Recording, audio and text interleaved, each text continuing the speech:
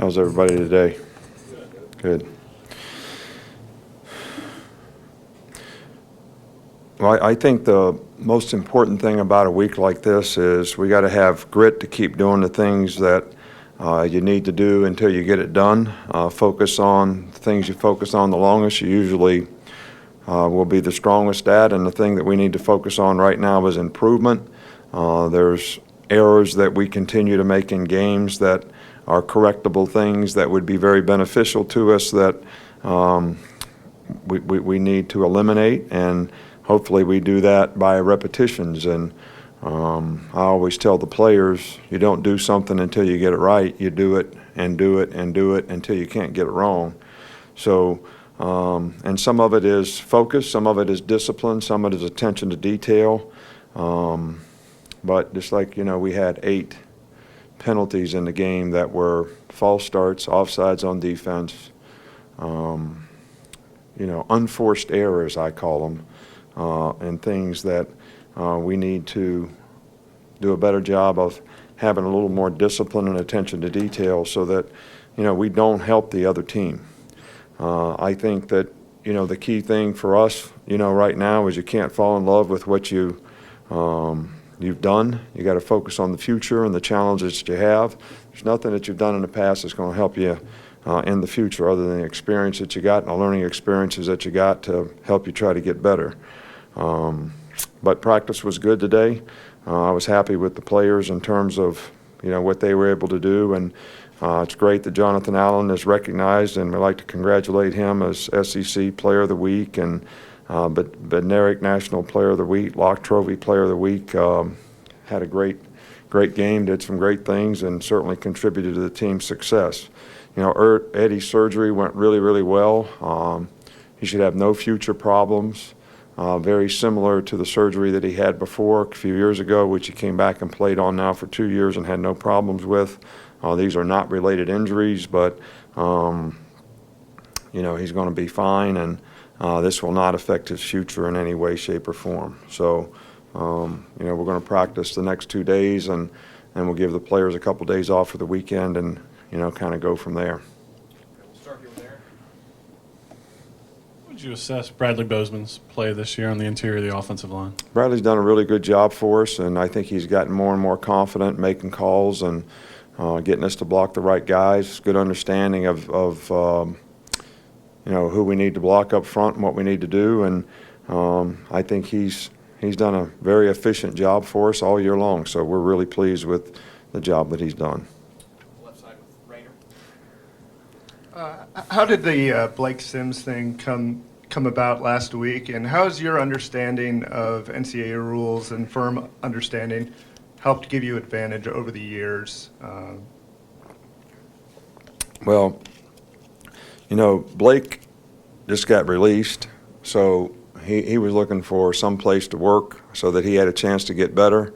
And based on our situation at quarterback and the kind of guy that we were playing against, it was really convenient to have him, here to help us last week. We try to stay on top of the rules. We have people in our administration who do a good job of letting us know what we can and can't do, and we would never do something like that unless we got it approved by the SEC office, which we did, and the NCAA. So, and I think it was helpful to Blake. Come back over here with Andy. Coach, as you've evolved this defense over the years, personnel and scheme-wise, to deal with the up-tempo offenses that spread you out, how do you stay sound when you play an LSU-type team that will go 2 backs and a tight end and run straight at you? Well,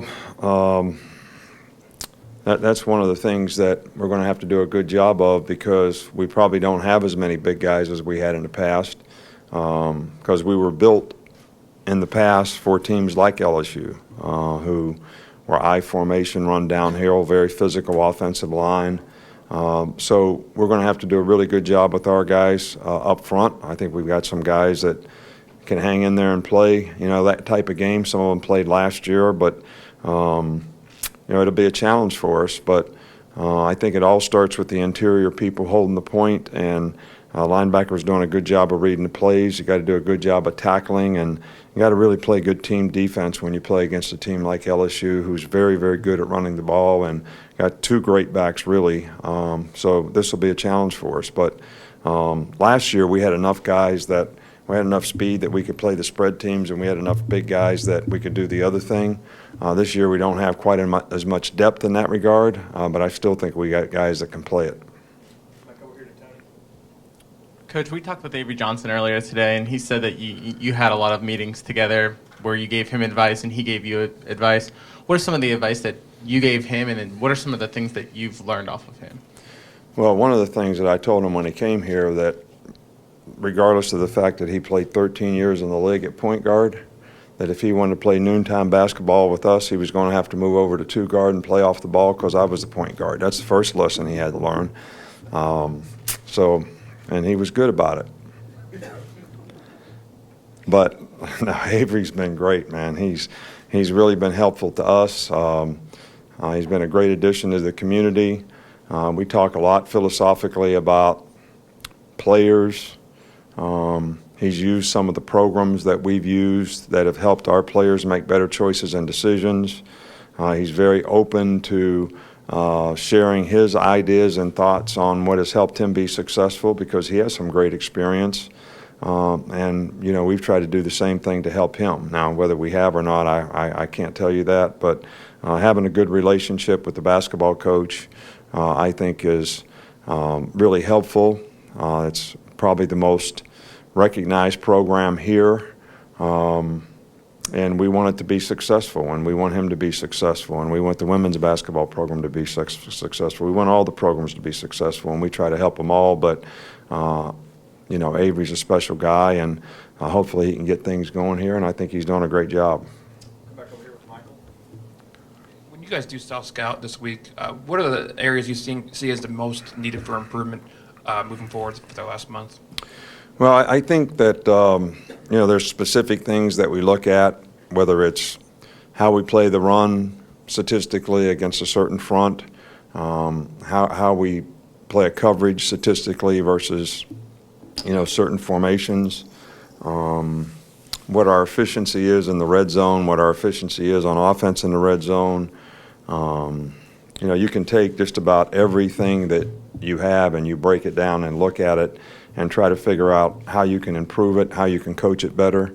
I think that one of the things that we have as a goal this week is to try to work hard on the passing game, be a little bit more efficient, getting the ball to our explosive guys down the field, which to me is not just about the quarterback. You know, it's about the protection, it's about the route runners, it's about quarterback reads, it's about timing, it's about a lot of things that you know, need to come together. So, but we analyze every running play that we have. What's our average? What's our efficiency? There's a difference between average and efficiency, because if you have one 75-yard play and then, you know, 10 zero plays, it's not very good efficiency, but it's still pretty good average. So, you know, we kind of break it down both ways and see if it's something that we're coaching that we need to do better, or how can we do what we're doing in a better way. Front here with Mark. Yeah, we got to see Minka Fitzpatrick working with the safety group a little bit out there. Is that a permanent move, and what can he bring to that position? You know, we're trying to get the best combination of players on the field that we can in every personnel group that we play. So we'll do a little experimenting this week, and probably after this week we'll decide, you know, what the best way for us to go. Over here with Alex.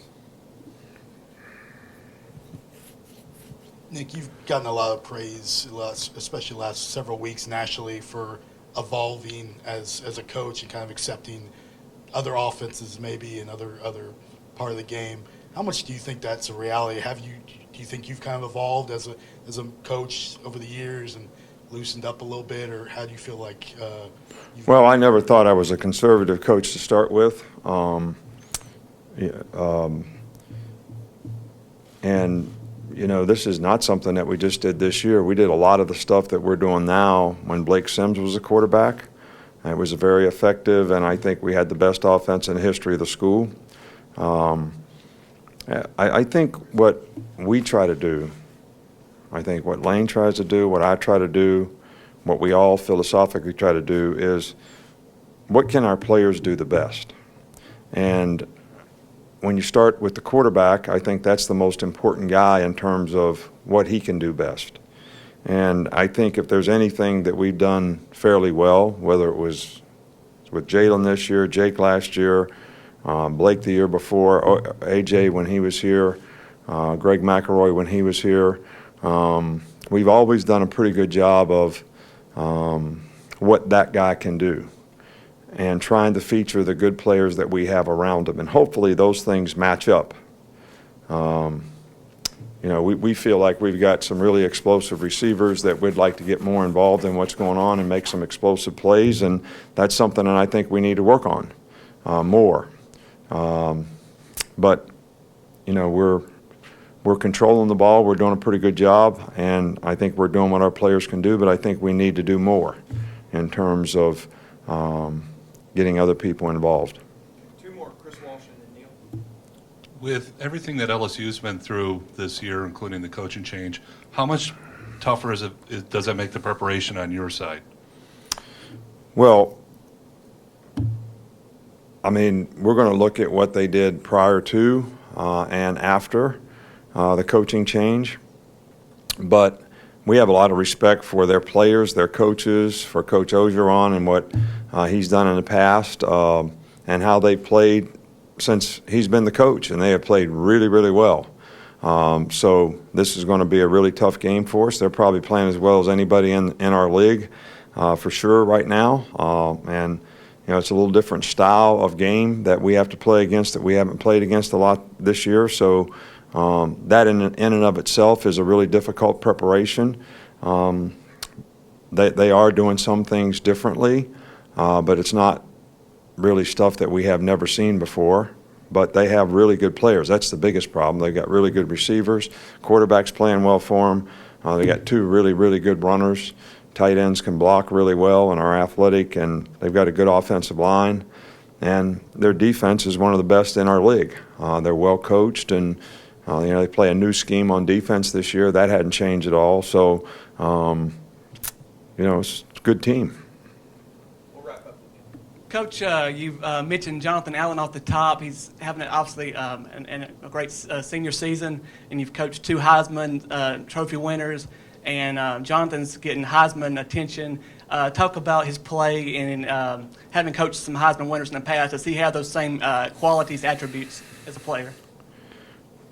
Well, he has a lot of great attributes as a player, and I think that he is going to be, if he continues to finish the year like he's played all year long, which has been fabulous for us, he'll get some national accolades. I think the Heisman Trophy is a very coveted award that, if you look at it through the years, has gone to, for whatever reasons, mostly skilled players. So sometimes linemen get a little bit left out or overlooked. I'm not saying that will or won't happen. I hope he does get considered, and I think he would be a great candidate for it. Thanks, Coach. All right, thank you.